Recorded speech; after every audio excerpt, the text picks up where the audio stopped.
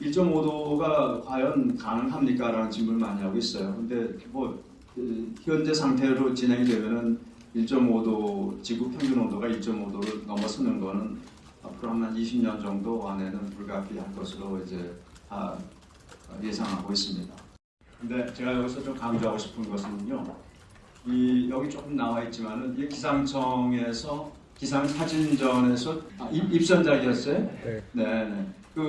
이제 우리 의장실에서 우리 김진희 박사님께서 이제 기상청하고 협의해가지고서 입선작을 이제 받은 다음에 이제 내부적으로 이제 검토를 해서 가장 우수한 저희들이 봤을 때 좋다고 생각된 것을 좀 골라가지고서 완전히 대회비를 딱 만들어가지고 선정을 한 거거든요.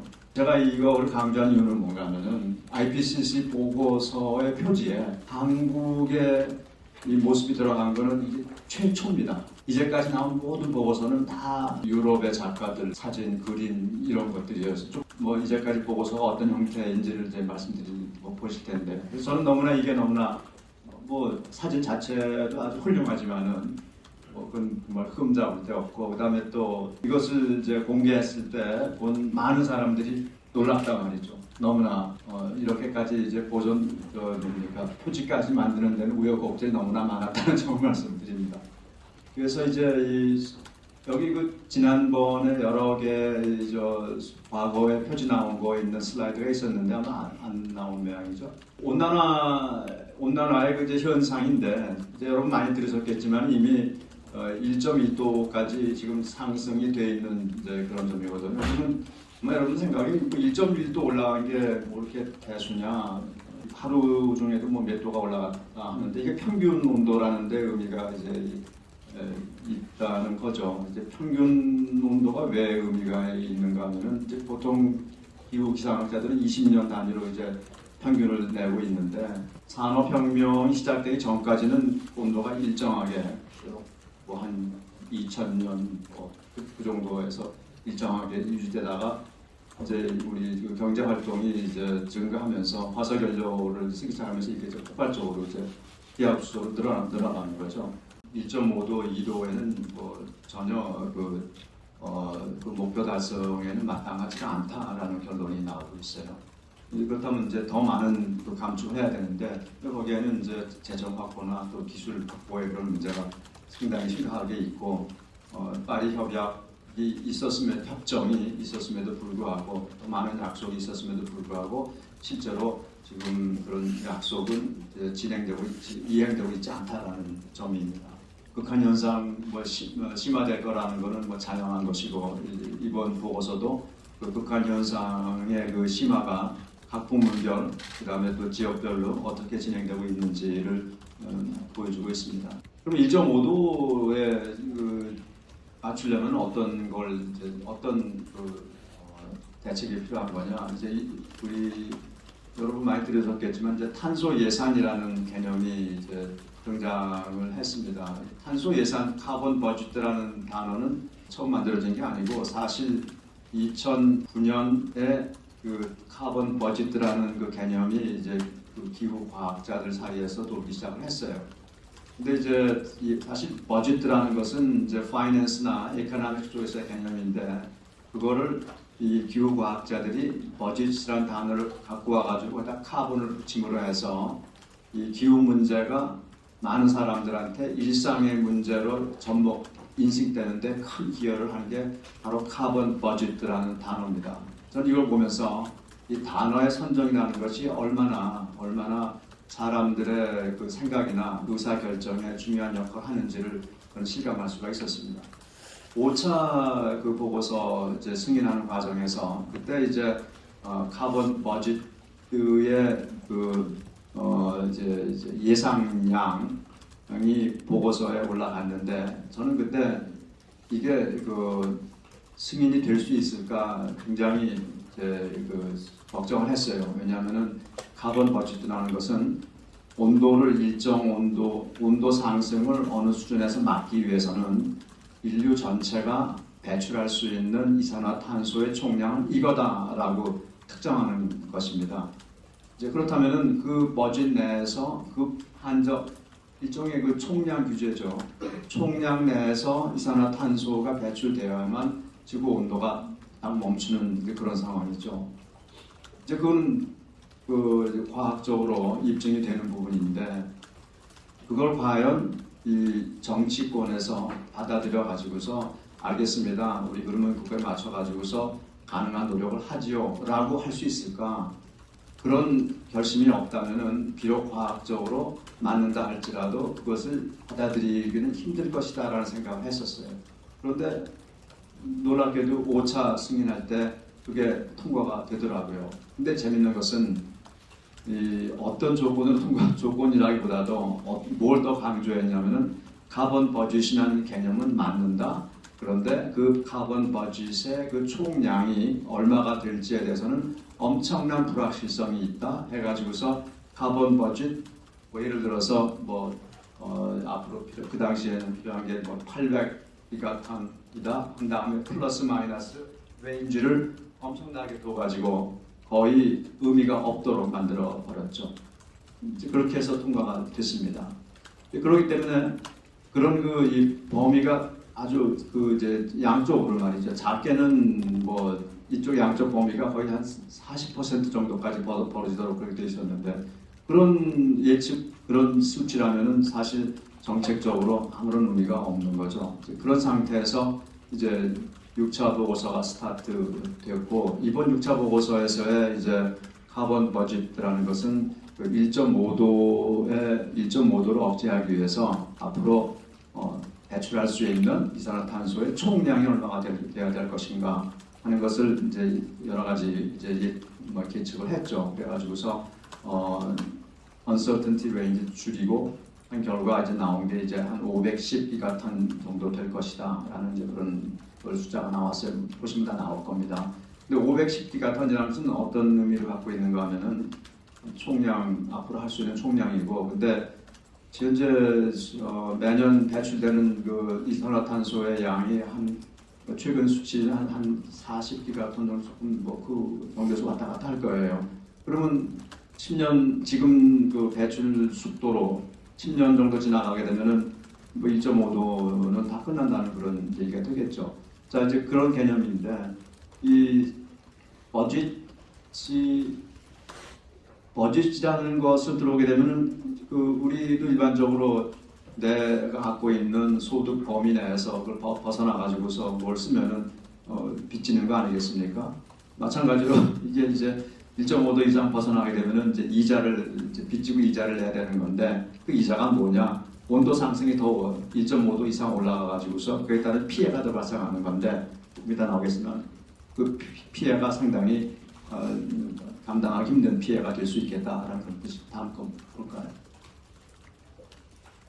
그래서 모든 부분에서 온실가스 감축이 이제 필요한데 그 2050년, 2070년의 의미가 뭔가 하면은 2050년까지 넷 제로가 되면은 그건 1.5도가 이제 보장된다는 것이고 그다음에 2070년까지 간다면은 그건 넷 2도가 이제 보장된다는 얘기입니다.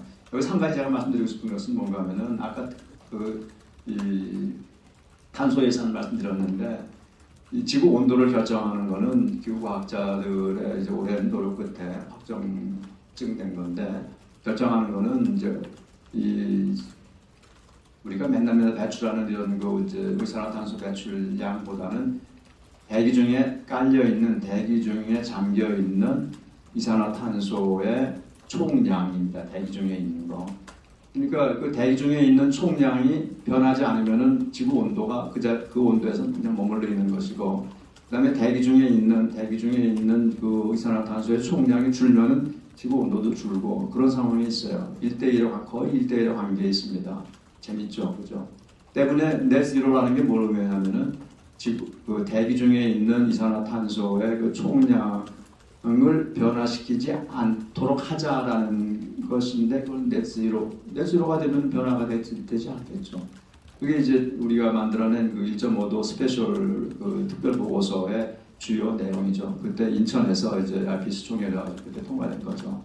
이제 그 중요한 그 포인트를 잡아낸 겁니다. 온실가스 배출 총량으로 보면 한 59기가톤 정도 배출되고 있는데 이것이 감축 그 피킹을 이제 찍어야 되는 거죠. 근데 지금 뭐 계속 늘고 있어요. 지금 이제 이산화탄소 배출량도 계속 늘고 있고 어떤 20년 코로나가 극심했을 때 그때 이산화탄소 배출량이 7% 감축. 근데 재밌게도 이 넷제로 2050년에 그 수치라는 건 뭔가 하면은 앞으로 30년 동안 매년 7%씩 이산화탄소가 감축해야만 가능한 수치입니다. 지금서부터 감축하지 않고 예를 들어서 2025년부터 감축한다고 했을 때는 연 감축률이 7% 이상이 되겠죠. 그런데 2020년에 연 7% 이산화탄소가 감축하면서 동시에 세계 경제 성장률은 마이너스 3%였어요. 그럼 마이너스 3%씩 계속 감축하면서 이산화탄소 배출을 줄인다? 그거는 이산화탄소 그것은 그 탄소 중립이라는 목표에 전혀 부합하지가 않는 것이죠. 탄소 중립이라는 것은 이산화탄소 배출을 10% 줄이면서 전 세계 경제 성장은 플러스 2 내지 3% 한다라는 것입니다. 경제 성장도 하면서 그다음에 이산화탄소 배출을 줄인다라는 것이죠. 그게 키입니다. 간단치가 않겠죠. 그러나 가능하다고 저는 생각을 하고 있어요. 그 다음 거 볼까요? 단기 대응을 할 경우에는 우선 그 이득이라는 말할 필요가 없겠죠. 이제 기후 변화의 악화를 일단은 저지시킬 수가 있겠고, 그다음에 또 특히 이제 그걸 행동을 지금 취함으로 해서 이제 그런 행동 안 하게 되면은 계속 이산화탄소 배출을 하는 그런 이제 시설이 들어서 가지고서 어느 시점에 가서는 그런 모든 시설은 쓸모없는 시설이 되어버리겠죠. 그게 이른바 이제 좌초 자산이라고 이제 뭐 이름을 붙이고 있는데. 그런 좌초 자산이 발생하는 것은 경제적으로 손실이 발생되고, 그다음에 좌초 자산이 생기게 되면은 거기에 같이 이제 그 연결되어 있는 근로자들, 그다음에 또 생계 터전이 다 사라져 버리니까 이거는 문자 그대로 사회 문제가 이제 되는 거죠. 이제 그런 거 피하기 위해서라도 지금서부터 빨리 감축 대응, 감축 정책을 입안하고 집행하는 게 이제 필요하죠. 그렇게 하려면 어떤 게 필요하냐? 가장 중요한 거는 이제 돈 문제입니다. 금융. 근데 재밌는 거는 돈 문제를 봤을 때 전체적으로 이 돈이 부족한 게 아니라 그 돈이 기후 대응 쪽으로 흘러가고 있지 않다는 데 있어요. 이런 1.5도, 2도의 기후 억제, 온난화 억제를 위해서는 지금 현재 기후 대응 쪽으로 들어가는 돈의 한 3배 내지 6배의 그 투자가 더 소요된다라는 그런 점이죠.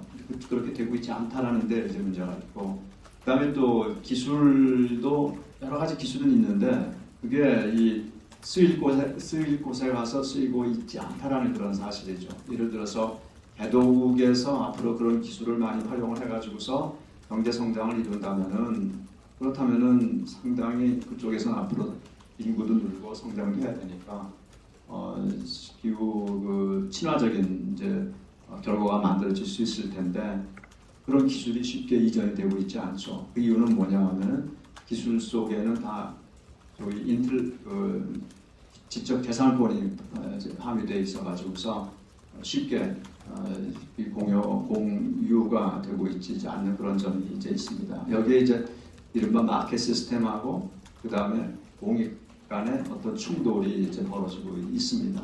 따라서 이제 국제 협력이라는 게 이제 필요한 이제 그런 부분이 있죠. 다음 것 같아요.